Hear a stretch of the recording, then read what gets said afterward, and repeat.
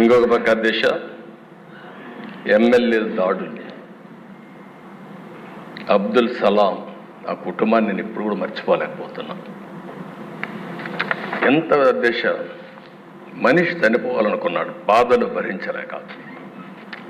చనిపోవాలనుకుంటే వీళ్ళు మాట్లాడే మాటలిన తర్వాత నువ్వు చనిపోవాలనుకున్నా నిన్ను ప్రశాంతంగా చనిపోని నీ భార్య ఉంటుంది, గుర్తుపెట్టుకో, ఏం చేస్తాం చేసి చూపించమంటే, నేను చనిపోయిన తర్వాత నా భార్యని ఏం చేస్తారో అని ఆలోచించి భార్య భర్త ఇద్దరు చనిపోవాలని ఆలోచించుకుని ఇద్దరం చనిపోవాలని మాట్లాడుకుని అప్పుడు మళ్ళీ ఆలోచించి మనం ఇద్దరం చనిపోతే ఈ ఇద్దరు పిల్లలు అనాథలైపోతారు, ఏం చేయాలని ఆలోచించినప్పుడు కాదు నలుగురం కూడా చనిపోవాలని నిర్ణయించుకుని నలుగురు వెళ్ళి రైల్వే ట్రాక్ మీద వాళ్ళిద్దరి పిల్లల్ని కట్టేసి ఆ ట్రాక్ కింద పడి బలవంతం మరణం చేసుకున్నారంటే అది ఇది సాధ్యమే. ఎంత నిస్సహాయ స్థితి. ఈ విషయం మనం గుర్తుపెట్టుకోవాల్సిన అవసరం అది జరిగితే పరామర్శించినటువంటి ఆనాటి ముఖ్యమంత్రి నిన్న అదే పార్టీకి ఒకప్పుడు చెందిన ఇద్దరు వ్యక్తులు ఈరోజు ఒక అతను వ్యక్తిగత కారణాల వల్ల చంపితే దాన్ని రాజకీయం చేస్తూ ఢిల్లీకి పోయి ఈరోజు ఈ సభకు రాకుండా సభకు వచ్చే ధైర్యం కూడా లేదు. అంటే చేసిన పనులు ఏమైనా ఉంటే చెప్పడానికి వస్తారు కానీ అది చేసే పరిస్థితి వచ్చారు. అధ్యక్ష డ్రైవర్ సుబ్రహ్మణ్యం, డాక్టర్ సుధాకర్, ఇప్పటికి కూడా జ్ఞాపకం. అధ్యక్ష సుధాకర్ ఏమడిగాడు? ఒక మాస్క్. మీ హాస్పిటల్ అధ్యక్ష నర్సీపట్నంలో పనిచేశాడు, one of the best doctor. ఒకటే అడిగాడు, నేను ఎంతైనా పనిచేస్తా కానీ కరోనా భయంకరమైన వ్యాధి, ఒకవేళ వస్తే మాకు కూడా ప్రమాదం ఉంటుంది, మాస్క్ ఇవ్వండి, అప్పుడప్పుడు మార్చండి అని ఒక మాస్క్ అడిగిన నేరానికి అహంకారమైన ఈ ప్రభుత్వం వేటాడి పిచ్చివాణి చేసి నడి రోడ్లో చంపేసే పరిస్థితికి వచ్చారు. అది చూస్తే చాలా బాధేస్తున్న దిశ. ఒక ఓం ప్రతాప్ వీళ్ళు పెంచిన లిక్కర్ రేట్ని గురించి విమర్శించాడని నెపంతో వాణ్ణి ఏం చేశారు? ఇప్పుడు కూడా దిక్కుదిలిన పరిస్థితి, ఆత్మహత్య కింద క్రియేట్ చేసే పరిస్థితికి వచ్చారు. బాపట్ల దిశ ఆ జిల్లాలో 10వ తరగతి ఇడే అనగాన సత్యప్రసాద్ ఉన్నాడు. 10వ తరగతి చదివే బాలుడిపై అమర్నాథ్ ఆయన చేసిన పని ఏంటి అధ్యక్ష? అక్కని అవమానిస్తున్నారు, ఎకిల్ చేస్తున్నారు.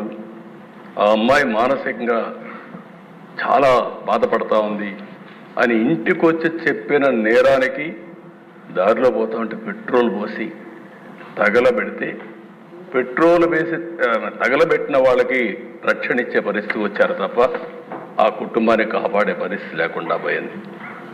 అధ్యక్ష ఇక్కడుండే మహిళలు చూశారు, ఇప్పుడు కూడా అదే సమస్య నాకు కనపడుస్తూ ఉంది. నేను ఆ రోజు ఇదే కుర్చీలో చెప్పాను అధ్యక్ష, జ్ఞాపకం ఉంటుంది.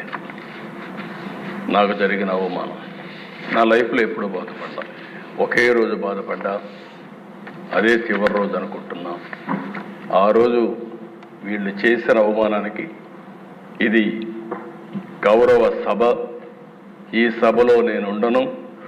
గౌరవ సభ చేసిన తర్వాత మళ్ళీ క్షేత్రస్థాయిలో గెలిచి ఈ సభలో అడుగు పెడతానని ఆ రోజు.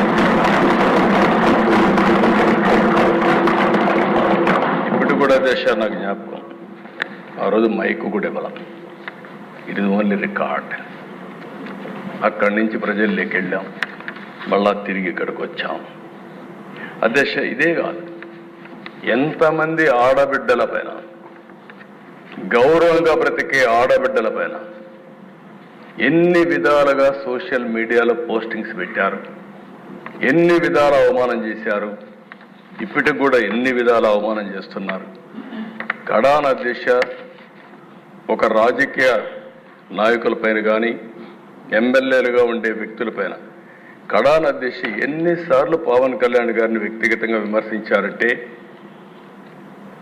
మామూలుగా విమర్శించడం కాదు, ఫ్యామిలీ పరంగా విమర్శించడం, ఇలాంటి చూసినప్పుడు చాలా బాధేస్తుంది అధ్యక్ష.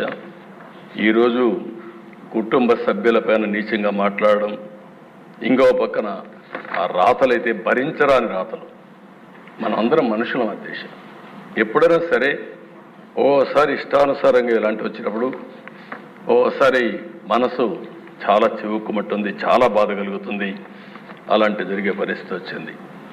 ఇంకో పక్క అధ్యక్ష, అలాంటి అరాచక పాలన మీరు చూస్తే బాధితుల్నే నిందితులు చేశారు.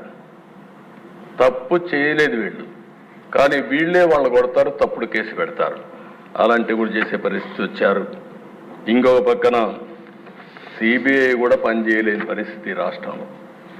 నేను అడుగుతున్నాను అధ్యక్ష, ఇప్పుడైనా సరే ఢిల్లీకి పోయారు, ఓ కిల్డ్ బాబాయ్, ఇది నా క్వశ్చన్ ఫస్ట్ నుంచి ఇప్పుడు అడుగుతున్నా మళ్ళీ, ఓ కిల్డ్ బాబాయ్ ఎవరు సమాధానం చెప్పారు? విజయ్ కుమార్ రాజు గారు, విష్ణుకుమార్ రాజు గారు, మీరు చెప్పాలి. ఇప్పుడు ఈరోజు బడ్జెట్లో చెప్పినప్పుడు పోలవరాన్ని వీలైనంత తొందరలో పూర్తి చేస్తామని నిర్దిష్టమైన హామీ ఇచ్చారు. వారికి మనస్ఫూర్తిగా అధ్యక్ష, వ్యవసాయ శాఖ పూర్తిగా మూతపడిపోయింది. కాలువల్లో పూడిక తేలేని పరిస్థితి. అదే మరి ఎక్కడికక్కడ డ్రైన్స్ ఉంటే డ్రైన్స్ కూడా పూడిక తీయకుండా ఎక్కడికక్కడ రాష్ట్రంలో వర్షాలు పడితే పొలాలన్నీ మునిగిపోయే పరిస్థితి వచ్చింది. ఇంకో పైన దిశ ఇరిగేషన్ వ్యవస్థ చిన్నాభిన్నం అయిపోయే పరిస్థితికి వచ్చింది. ఒక్క ప్రాజెక్టు పూర్తి కాలేదు. ఇంకో పక్కన చూస్తే ఉండే ప్రాజెక్టుల్లో గేట్స్ కూడా గ్రీస్ పెట్టలేని పరిస్థితి.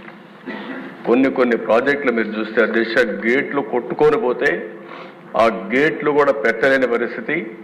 ఆ గేట్లు పెట్టడానికి అయ్యే డబ్బులు కూడా ఇవ్వలేని దుస్థితి. అలాంటి భయంకరమైనటువంటి పాలనలో మనం చూసాం. ఇంకొక పక్కన దేశ ప్రభుత్వ టెర్రరిజంతో పెట్టుబడులు పరారైపోవడం.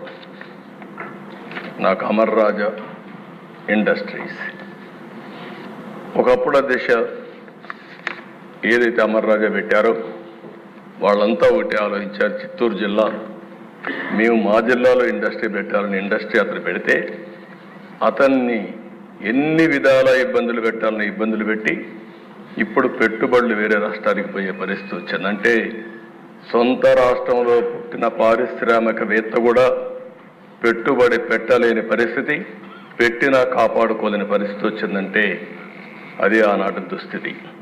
24% నిరుద్యోగం. దేశంలోనే అతిపెద్ద నిరుద్యోగం ఉన్న రాష్ట్రం మన రాష్ట్రం అయ్యే పరిస్థితికి వచ్చింది.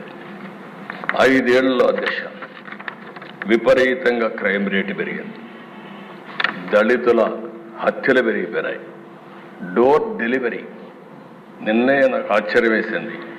ప్రజాస్వామ్యాన్ని కాపాడాలని చెప్పి లేకాడు పట్టుకొచ్చారు. ఏం చెప్పాలో అర్థం కాలేదు. ఆ డోర్ డెలివరీ చేసిన వ్యక్తి కూడా ప్లే కార్డు.